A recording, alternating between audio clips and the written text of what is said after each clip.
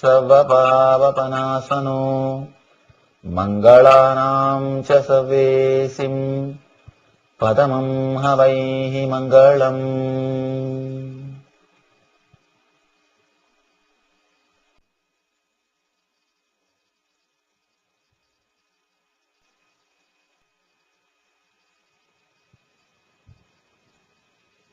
Let us first understand this mantra. It's such a wonderful mantra.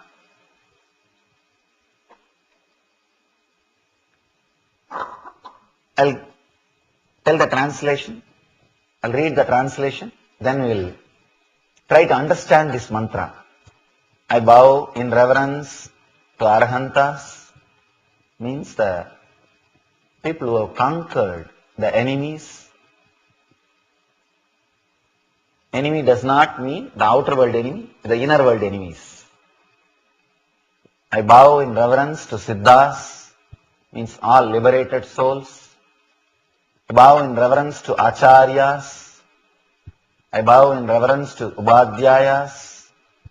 I bow in reverence to all sadhus. This fivefold salutation destroys all sins, and amongst all auspicious things, this is the most auspicious one. Mangalanancha sarvesim. Padamam havai mangalam.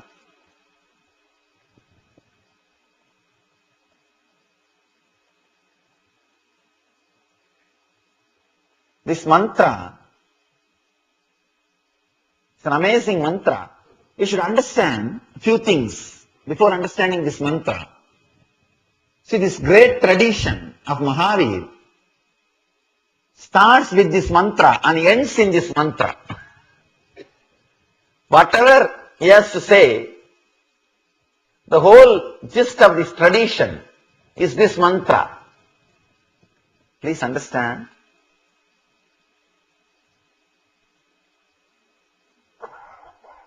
They are not worshipping the gods who will give wealth. No. They are not worshipping the gods who will give knowledge. No. They are not worshipping the gods who will give power. No. Here he starts, Namo Arhantanam. I bow in reverence to Arhants who achieved the highest truth. Not only who achieved, who are radiating the truth so much that others who go near him, they are also inspired to achieve. Understand? An important truth. Arhant does not mean person who teaches. No. Person who inspires. You can't reproduce enlightenment by teaching. No. If you can, long before we would have started selling.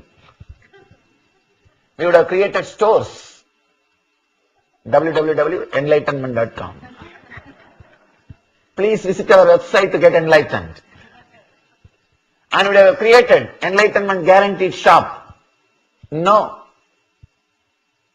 Fortunately or unfortunately, you can't create enlightenment in some being by teaching. No.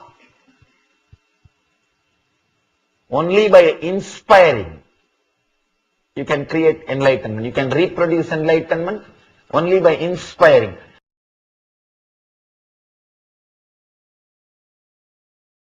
Ananta is a person who is radiating the truth so powerfully, so strong.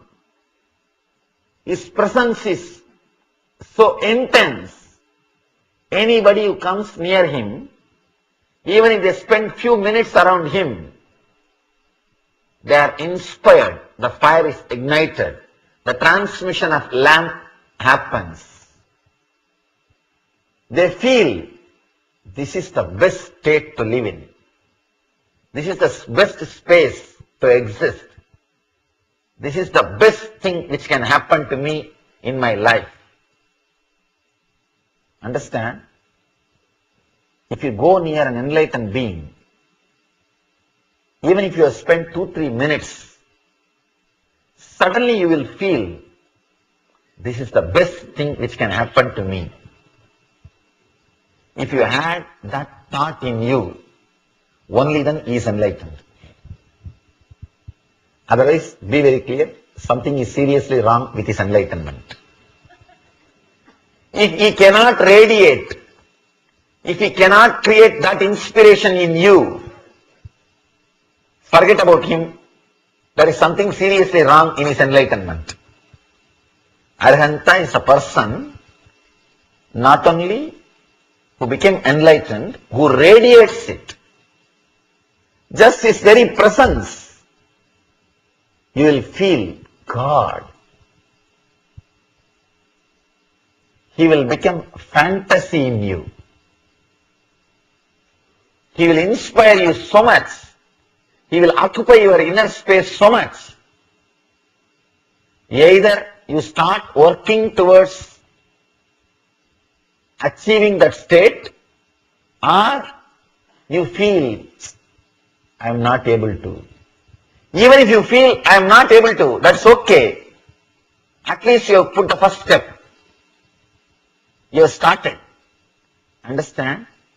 Respect towards an enlightened being is the first step towards enlightenment. Means you wanted that state.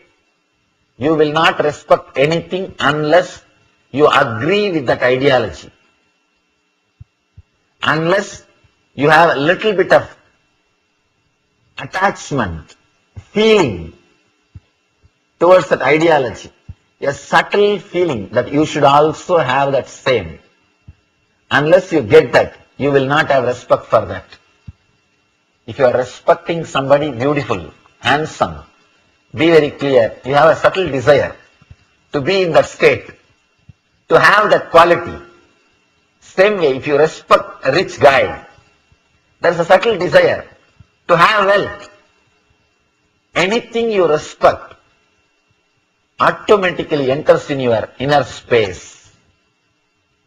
When you say, I bow in reverence to enlightened being, you give respect to enlightenment. Here, you are not bowing down to somebody who will help you when you are in fear. No. You are not bowing down to a king. No. You are not bowing down to a rich guy who will give you money. No. You are not bowing down to a person who will give you logic or philosophy, words. No. No. You are bowing down to a person who inspires, puts the seed of enlightenment in you. There is a beautiful commentary, means the explanation, which says, when you sit in front of an arhanta, the ultimate conscious being, without your knowledge, without even your conscious understanding, your whole being is integrated towards that one goal, enlightenment. Understand, as on now, you are not one being as you think. Your head is calling you, pulling you in one direction, your eyes are pulling you in the other direction, your ears are pulling you in that different direction. And the commentary says, the arhanta is a person who creates a group consciousness among parts of your being. As on now, there are so many parts in your being. You have so much of politics amongst the parts. Your head is doing politics against your leg, and your eyes are doing politics against your ears. Because ears want something else, your eyes want something else, and your tongue wants something else, and your touch wants something else. Each guy is having his own agenda, and they are having big problem amongst themselves. Finally, you are suffering. When your indriyas suffer, when your indriyas fight among themselves, your consciousness will be suffering. Understand? When your senses and mind fighting amongst themselves, your consciousness, your inner space will be suffering. Arhanta is a person in whose presence all your senses, indriyas and the mind is integrated by itself. Understand? In front of a warrior,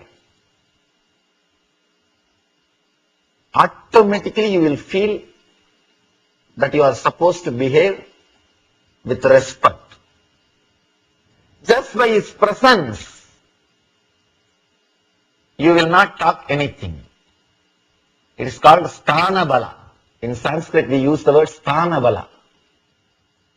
Anybody who holds that seat, that very sthana, you just go in front of him and sit silently and come out.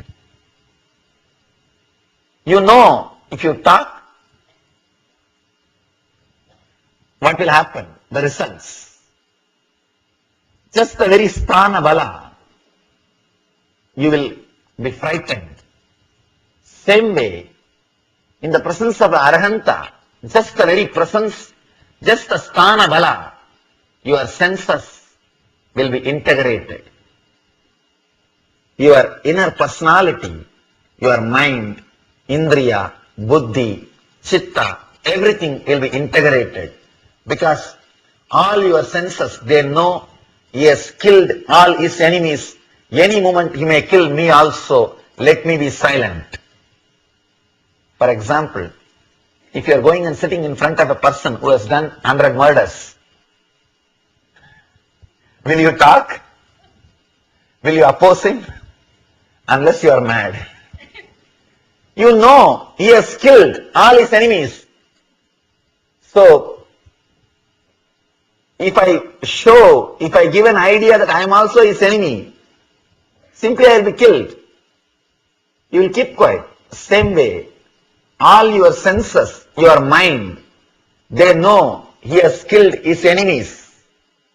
Arihanta, who has conquered all his enemies. So naturally, he will kill me also. Better let me keep quiet. Your personality will be integrated just by his presence.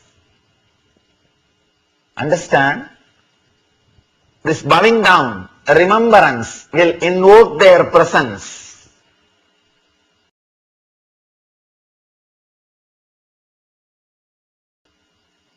You need to understand an important thing. Remembrance is not just thinking. In ordinary things, like a flower or a sweet, in ordinary things, remembrance is just thinking. But when it comes to an enlightened beings, remembrance is invoking their presence. It is called avahana. When you remember enlightened beings, they are there in front of you.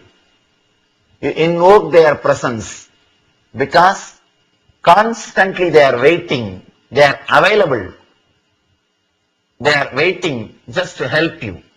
Please understand, when you remember some object of the outer world, that object doesn't have intelligence or power to appear in front of you, to be there in front of you. But enlightened beings are not objects. They are energy and intelligence. One more thing, which is a very important thing you need to understand. Enlightened masters, even if they leave the body, they will have to retain their sukshma sarira, subtle body. They will have to make themselves available. They will have to available for all of you. Please understand, till you all become enlightened, they can't disappear. Even if they have given up their body, you will be very intense in whatever you are doing. When you see there is a hill in front of you, when you are clear, you will not bother to take a diversion. Your whole energy will take diversion and your ego will not be hurt. That is why no river needs a navigator to the ocean. If your ego is hurt, you will become a lake and you need a navigator to the ocean. Fortunately, no signboards for any river. Here is ocean. No, but all rivers reaches the ocean. They achieve the goal. When you are intense and ready to flow, you will achieve the goal. That's all.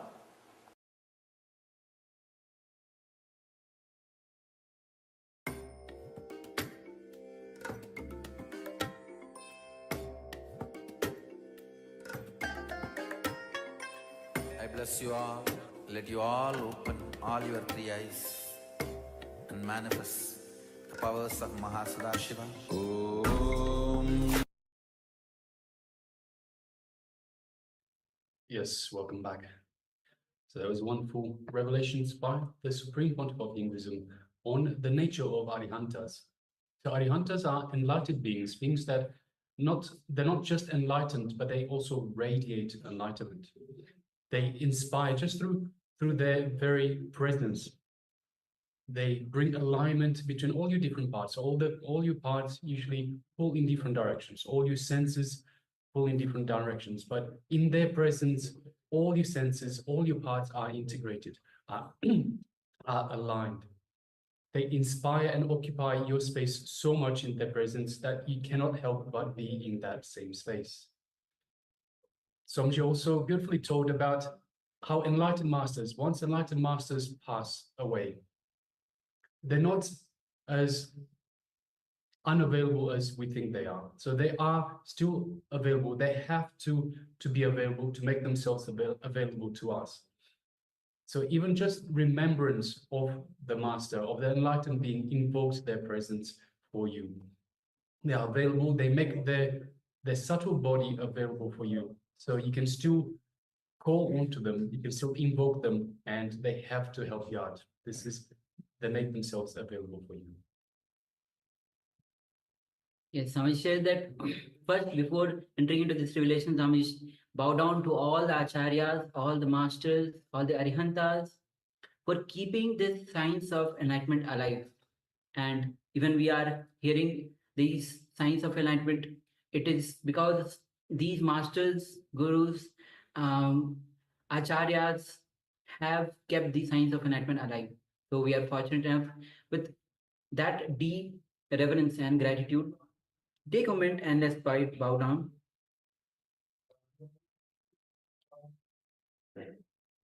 Yes. All right. So with this, we'll be entering into the next, which is going to be on the detox. And today, the detox is on Ati Maduram. To maintain a good health. Now, in order to maintain a good health, you need about 2 to 3 hours of deep sleep. Yes, not the sleep when most time when we sleep, we are in the dreaming state. But when you go beyond deep, which much deeper layer, which is deep sleep, then we are actually sleeping. That is, if we have 2 to 3 hours of deep sleep, then being in the deep sleep state for 2 to 3 hours brings us good health. Additionally, you need another 2 to 3 hours in the dream state just to keep yourself healthy and to cope up with the reality and the 5 states of consciousness. Again, see, to maintain a good health, you need 2 to 3 hours in the deep sleep state. Additionally, you need another 2 to 3 hours in the dream state. Keep yourself healthy and cope up with the reality and the 5 states of consciousness. You can support your healthy sleeping by taking the following items. Will be projecting this slide for you so that you can note down these. And these are the Adimadram. All right. Yes. So as you can see, it says first is Athimaduram, second is malic acid, third castor oil, fourth is neem juice. So these will support you for healthy sleeping. If you want, you can take a moment and pen down all these four. Yes, take a moment and pen down these four herbs or the ways how you can keep yourself healthy.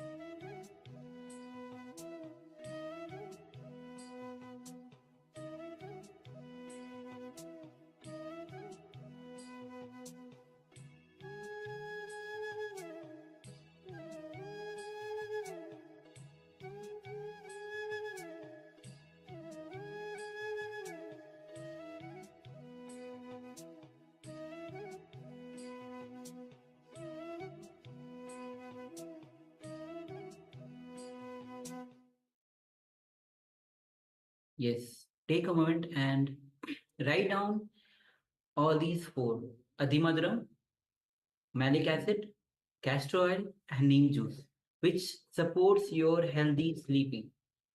And also, you can also take down the two points which is mentioned above, like 2 to 3 hours of deep sleep is required for you to be in have maintain the good health. And additionally, you need 2 to 3 hours of dream state to keep yourself healthy. So take a moment and pen down. Make sure that you are writing these points. Yes.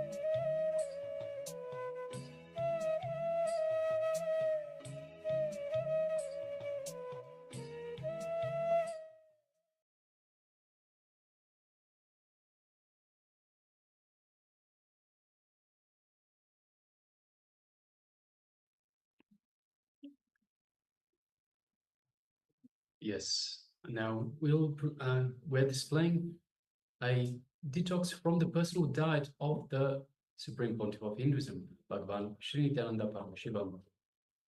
Detoxing of internal organs. You can do detoxing of internal organs with Haitaki, Triphala, and castor oil. Also with Arugampul, which is Bermuda grass or Durva grass. So Arugampul juice. And of course, Atimaduram, which is talked about Atimaduram, which is licorice root powder. You can rotate them in your dietary schedule. So you can, for example, in day 1, you can take castor oil and Triphala, and in day 2, you can take Haritaki and Atimaduram. So these are from the personal diet of the Supreme Pontiff of Hinduism, of Swamiji himself. So if you wish to take a moment and write these down as well, this example from the personal diet of Swamiji.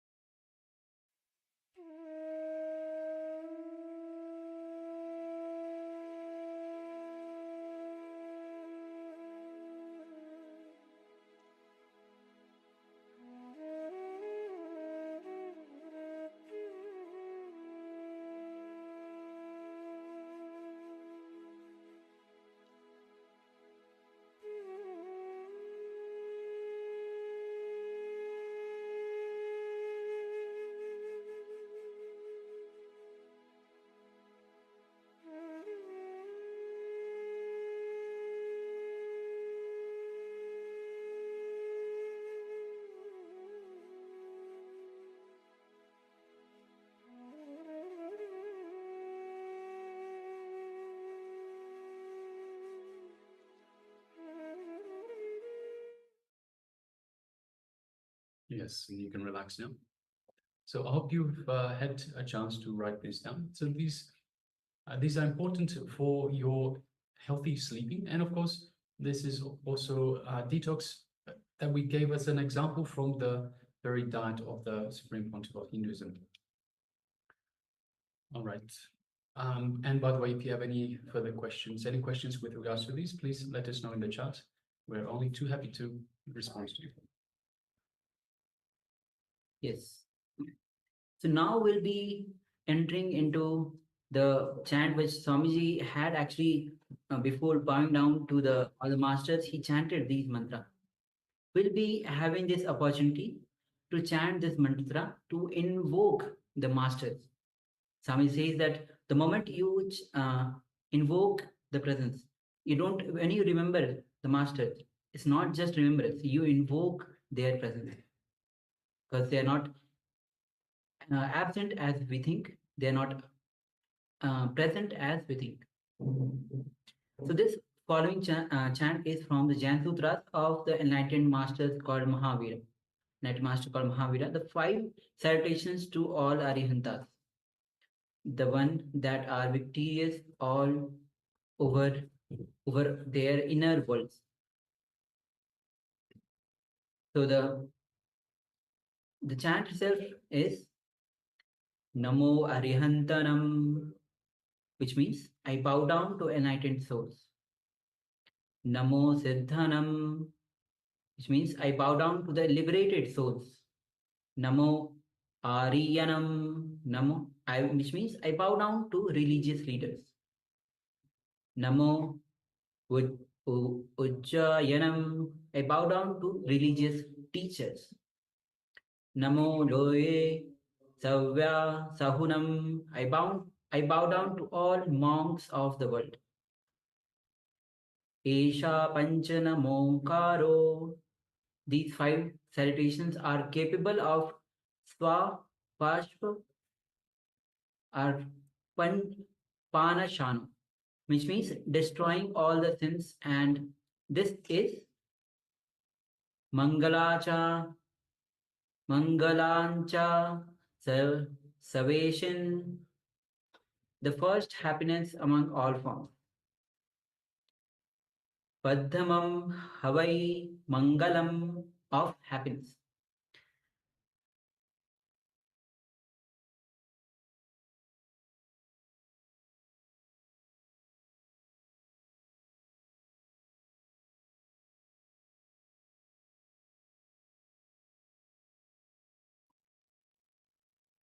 Yes. So we'll be taking few minutes and chanting these mantras. Yes, and requesting everyone to please chant along with us. And if you're unable to chant along, you can just listen to the chanting itself. So Namo Aryahantanam, Namo Siddhanam, Namo Ayariyanam, Namo Uvajayanam, Namo Loe Sarvasahunam, Esho Panchnam Mukaro, Sarvapavapanasano, Mangalancha Sarvistin, Atmam Havai Mangalam. Namo Aryahantanam, Namo Siddhanam, Namo Ayaryanam, Namo Vajayanam, Namo Loe Sarvasahunam, Esupanchnamukaro, Sarvapavapanasano, Mangalancha Sarvesin, Adhamam Havai Mangalam. We can display this for participants as well. You can chant along with us. And yes. Namo Aryahantanam, Namo Siddhanam, Namo Ayaryanam, Namo Uvajayanam, Namo loe sarva sahunam esu panchna mukharo sarva pava panasano mangalancha sarvisim adamam havai mangalam.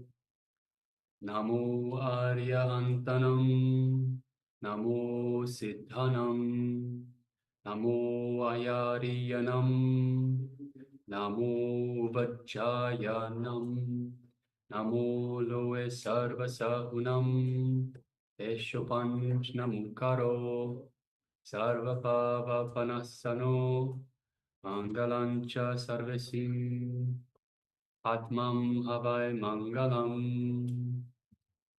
Namo Aryahantanam, Namo Siddhanam, Namo Ayariyanam, Namo Uvajjayanam, Namo Loe Sarvasahunam, Eshupanchnamukharo, Sarvabhava Panasano, Mangalancha Sarvasim, Athamam Havai Mangalam.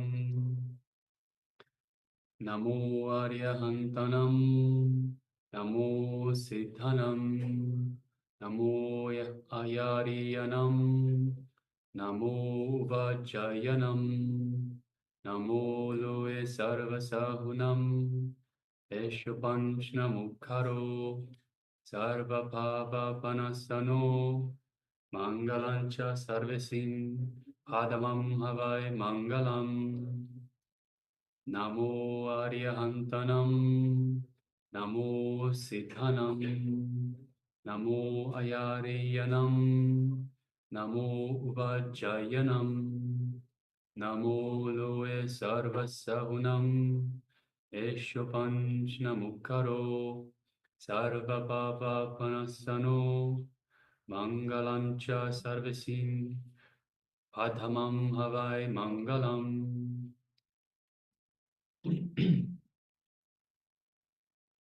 All right. So by chanting this mantra, we invoke the Arihantas.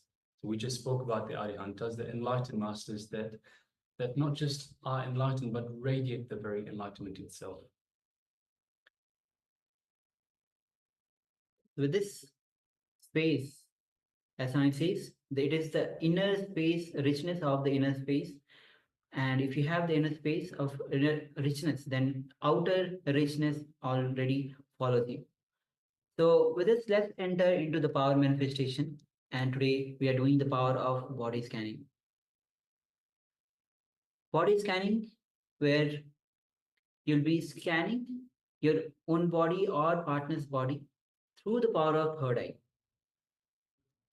So before we enter into the manifestation itself, let's go through the Sastra Pramana, which is the scriptural reference for manifesting the power of body scanning, which goes as Swadehe Jagato Vapi Sukshma Sukshmatarani Cha Tatvani Yani Nilayam Dhyatwante Vejyate Para. The translation of this verse goes as cognize deeply that from the subtle to the subtlest constitutive principles of your whole body, Swadeha, of the whole universe, simultaneously consists of existential reality. They are being absorbed in the source, cause Sadashiva. By the experience of such restful awareness, one becomes complete from all thoughts, and the ultimate universal divine power, Adi Parashakti, reveals, and the super power manifestation happens. All right, so let's get ready for the first round. In this first round, we will scan the overall health and wellness of your body. So requesting participants, let us come to a space of restful awareness.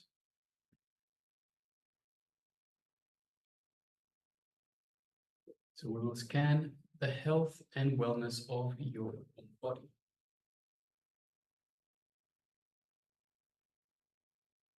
Let us sit comfortably with the head, neck, and spine in a straight line.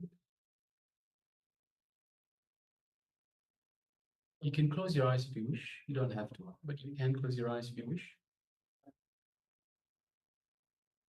And let us once again invoke Swamiji in our inner space. In the same way, we invoke the Arihantas just by remembrance. Swamiji is available for us. So just remembering Swamiji in your inner space invokes Swamiji in your very inner space, in the area just below your heart center.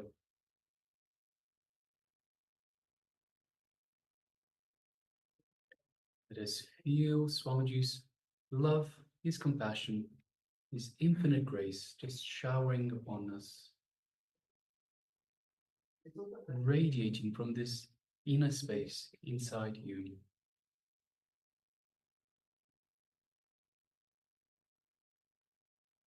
Feel Swamiji's energy just flowing throughout your entire body, reaching out to every cell in your body, every one of the trillions of cells we have in our bodies. Every one being flooded with this superconscious energy. Just take a moment and feel that energy. Feel that superconscious energy.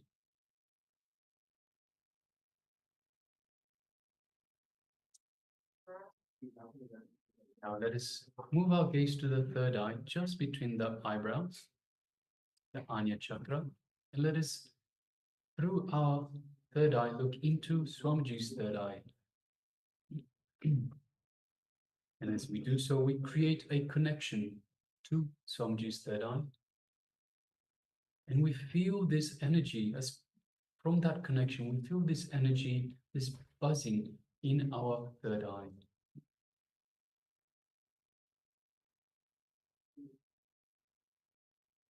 Now let us start chanting the Mahavakya.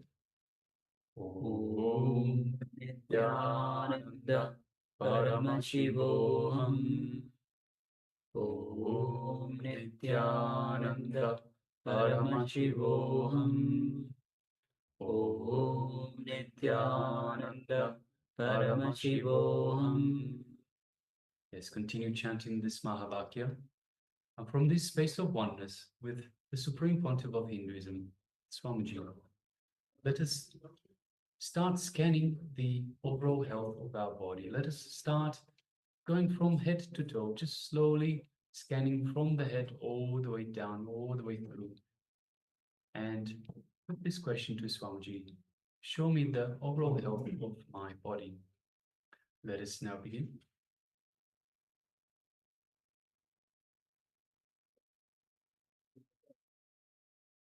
Paramashivoham. Om Nithyananda Paramashivoham. Om Nithyananda Paramashivoham. Om Nithyananda Paramashivoham.